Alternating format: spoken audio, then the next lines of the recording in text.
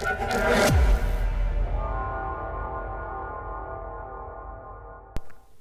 YouTube, my name is Buckshot Bucky, and for the next few minutes I will be your guide on removing the potatoes from your day-to-day World of Warships gameplay.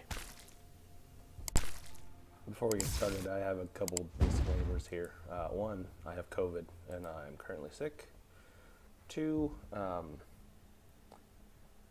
this is one of the first videos that I've ever made, so editing, sound design might be a little rough. I'm using an old school microphone headset type deal, but we're gonna do our best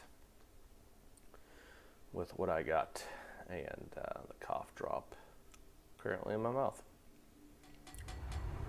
So in this particular match, I'm playing with one of my fleet mates. Been playing the game with him for a while. Playing in the Wichita.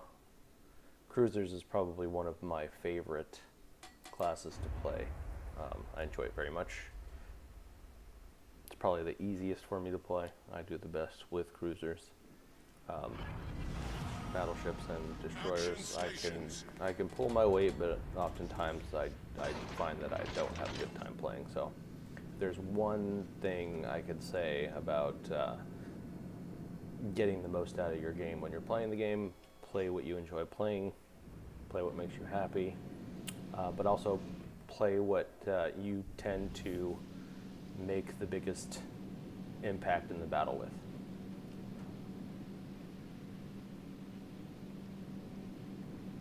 When it comes to boats, the Wichita is probably one of the better Tier 7 cruisers out there. I mean, it does not have torpedoes, but I'll tell you what, even without those torpedoes, it is a boat to be reckoned with. It's very hard to get rid of when in the hands of a competent cruiser player. So if you see one on the other side, you see one on the enemy team, and you see him making a mistake, like turning out or showing you full broadside when you're already loaded and you got AP going, you should definitely try to punish him and get rid of him. If you don't, he's a competent player. There's going to be a problem. He's going to be going to your side.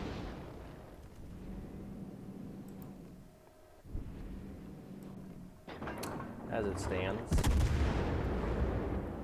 I tend to take shots when I know all of my guns aren't going to make it over the hill. Oftentimes you're going to see me take a shot, and a lot of the shells aren't going to get over a hill.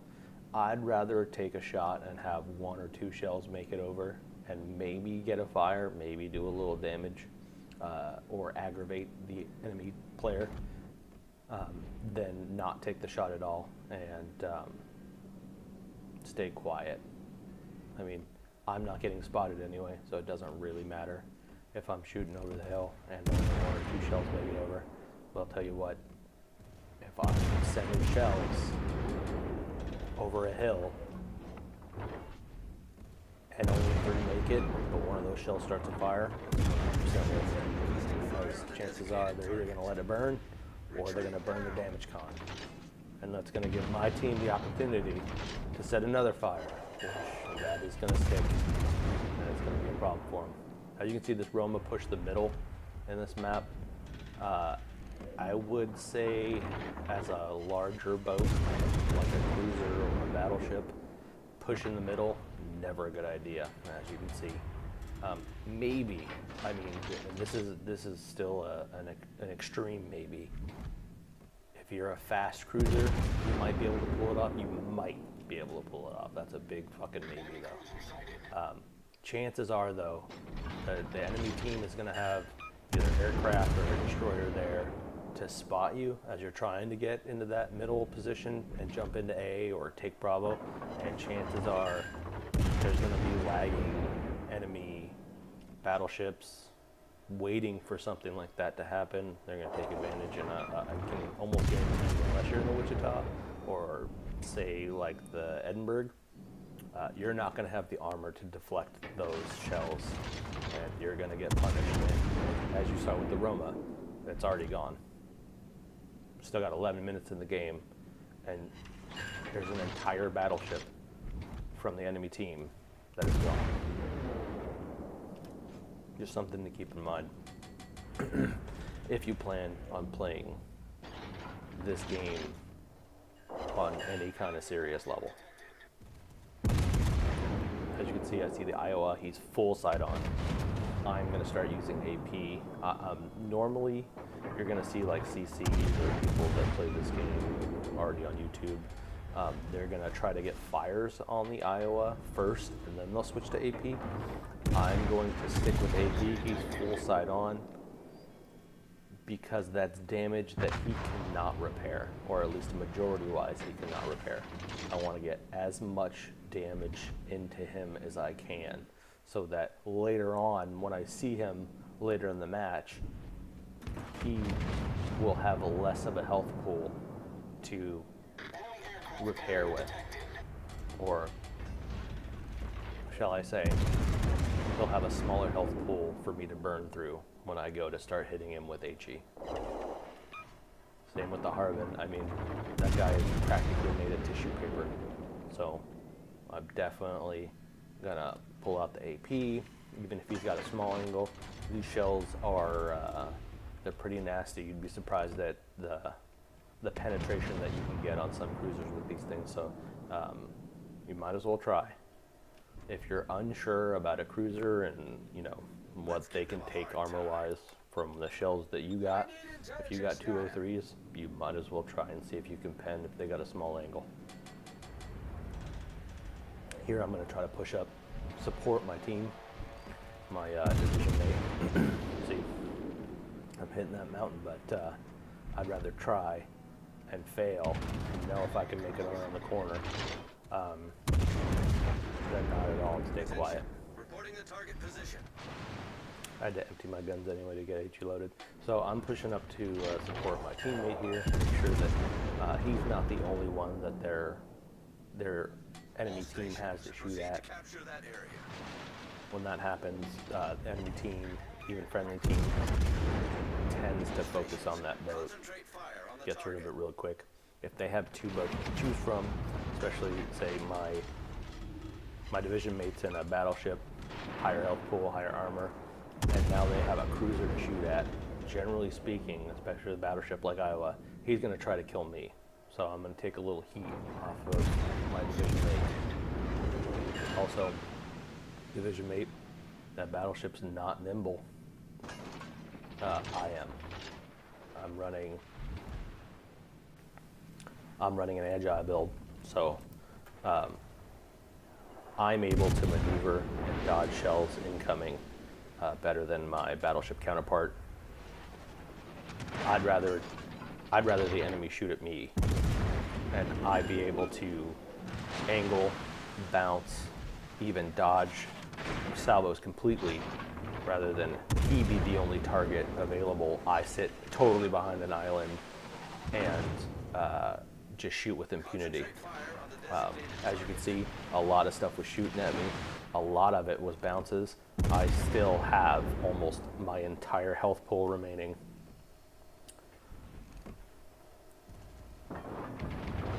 Use your ship's abilities to your advantage. Check your map often. As you can see, I'm pointing out friendly boats, not doing much, not pushing, not making sure they have angles that can be utilized to destroy or push out enemy boats. So don't be afraid to point out the shortcomings of the blue guys on your team, because you're going to get that a lot. As you can see, I pulled back away from the Iowa and engaging the Iowa because that battleship at Charlie is going to be more of a problem than the Iowa. The Iowa's out of the fight. He's so far back, he's out of the fight. I was just trying to get damage and get rid of him. This guy could be a problem because he's got our broadsides as we're dealing with the Iowa. So staying aware of what's going on the map is extremely important. Now that he's gone, It's time to push up, and it's time to spot, and it's time to start getting rid of those other ships, start burning them, start setting fires, make them use their damage con, and ensure that my team knows where the enemy is so that they feel comfortable with pushing up. I know that that seems ridiculous. They should be pushing and spotting for themselves, but again, I already said it. I'm nimble. I can dodge shots from enemy ships a lot easier than a battleship can. And I have the armor and the health pool that can make sure I survive a shell hitting me rather than other cruisers trying to do it, like say in Atlanta or, well, I don't know. Other American cruisers are pretty good, but I would argue from my experience, Wichita's probably the best. We're about to have a small break in the battle here, so I'm going to take this opportunity to say like, subscribe, comment. This is a brand new channel that I'm starting, so any support that you can throw my way is much appreciated. Thanks ahead of time.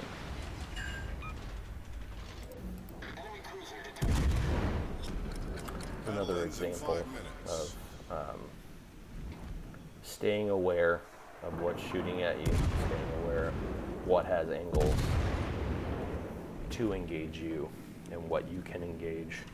I'll keep trying to burn the Iowa. At the same time, I'm gaining angle against the Plymouth because the British AP is absolutely no joke. Don't take it lightly. Don't turn side onto it, because even at that range, even at 13, 14 kilometers, if I were to turn full broadside to that Plymouth, he would absolutely citadel. No doubt. Absolutely no doubt in my mind. So pull back, get a good angle on him, engage him, try to burn him out. He's got decent armor. I'm not going to even try AP because chances are it's just going to bounce off of his deck. I might as well know that I'm going to get damage with HE.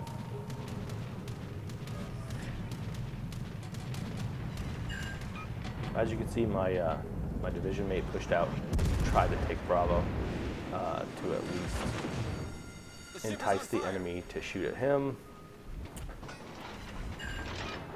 He's got the wherewithal, the armor, and the experience to know that he can angle his armor against that Iowa, and there's not much that he's going to be able to do to get rid of him. Sure, he could reset him, but he's also taking the focus from the enemy team and ensuring the rest of our team is able to push on the flanks. And one of the most important things tactically in this game is getting the flanks of ships that are bow on to your team. So that Iowa may be bow on to my friendly battleship in the middle. But he will not be bow on, and he cannot be bow on to everybody on the west and on the east of his position. He can't be. There's no way he can be. All he can do is continue to back up. But he's going to show angle to somebody, and somebody's going to be able to penetrate his armor.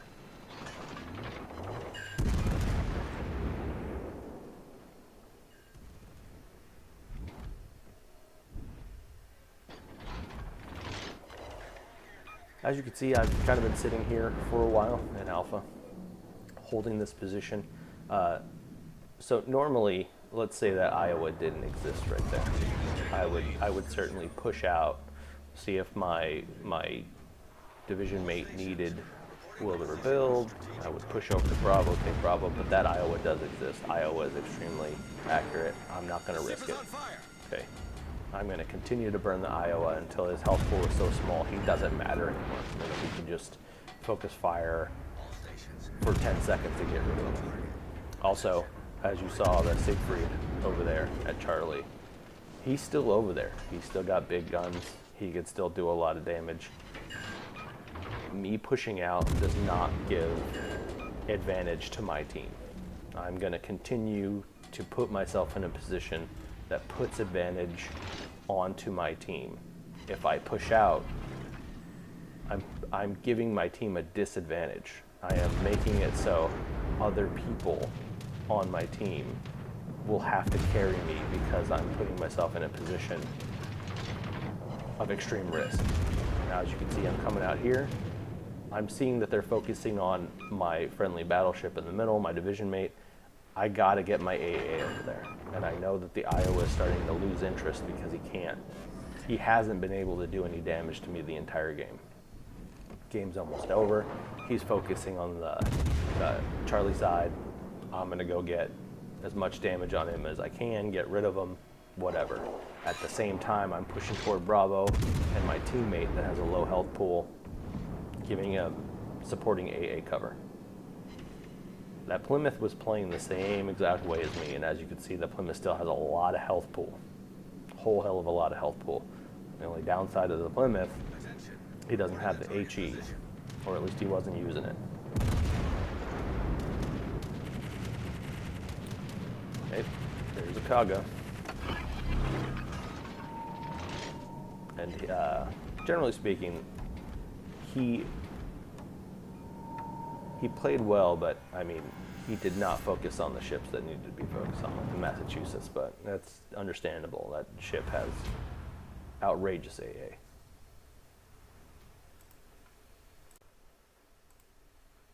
Well, as you can see, 127,000 damage, 6,000 XP, second on the team. I didn't get any kills. That's just fine. Cruisers oftentimes play supporting role. That's a supporting vessel. So if you get a game like that, you're not top of the list. There's no reason to feel bad at all. As you can see, the Plymouth, he was top of his team. He was playing essentially exactly like I was, playing the supporting role, spotting when he could, and engaging targets of opportunity when they presented themselves. Anyway, that's it for me and this particular video. Thanks for joining me on my debut video. I appreciate it. Leave any questions or comments that you have down below, and I will see you in the next one.